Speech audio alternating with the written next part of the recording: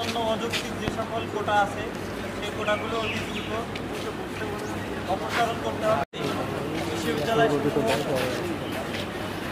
সমূহে ছাত্রছাত্রীদের মাথা নিয়ে আসার জন্য অনুরোধ করছি। জুলাই আন্দোলনের অন্যতম সহযোদ্ধা বন্ধু আব্দুল সাদেক। আমরা হাজার হাজার ভাই বোনেরা আজকে আমরা দেখতে পাচ্ছি সেই উঠা আবার আমাদের, তাহলে প্রয়োজন হলে আবারও জুলাই আন্দোলনের কথা বিরুদ্ধে হবে।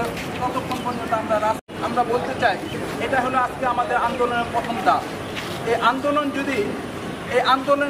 এই আন্দোলনের দ্বারা যদি প্রশাসনের চোখ কান না খুলে তাহলে আমরা কঠোর আন্দোলনের দিকে ধাবিত হব ইনশাআল্লাহ। যে কোনো মূল্যে যে কোনোভাবে প্রজ্ঞাপন জারি করে হলেও এখনই ইসলামী বিশ্ববিদ্যালয় 24-25 শিক্ষাবর্ষ থেকেই কোটা প্রথার বিলুপ্তি করতে হবে। যদি প্রশাসন বিলুপ্তি করতে ব্যর্থ হয় তাহলে আমরা মানববন্ধন থেকে শুরু করেছি আর কঠিন থেকে কঠিনতর আন্দোলন করতে বাধ্য হব।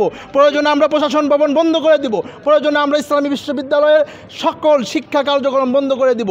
আমরা ক্লাস পরীক্ষার থেকে শুরু করে আরও কঠোরতর আন্দোলন করতে বাধ্য হব। আমরা প্রয়োজনে ক্লাস পরীক্ষা বর্জন করব।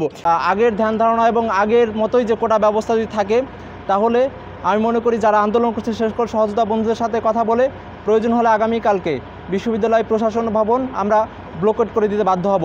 বিগত 24 সালে যে কোটা সংস্কার আন্দোলনের পরবর্তীতে 9 দফা এবং সর্বশেষ 1 দফায় সরকার পতন হয়েছে, সেই আন্দোলনটা শুরু হয়েছিল মূলত এই কোটা প্রথা বিলুপ্তির জন্য বা সংস্কারের জন্য।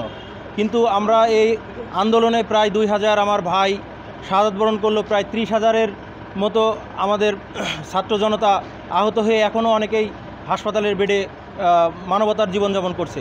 কিন্তু এই 1 বছর পেরোতে না পেরোতেই আমরা লক্ষ্য করছি সেই কোটা প্রথা এখনও প্রচলিত আছে এবং যেই কোটাগুলা বিগত সময়ে যেই কোটার জন্য মূলত এই আন্দোলন সংগঠিত হয়েছে সেই সমস্ত কোটাগুলাই এখনও বহাল রয়েছে।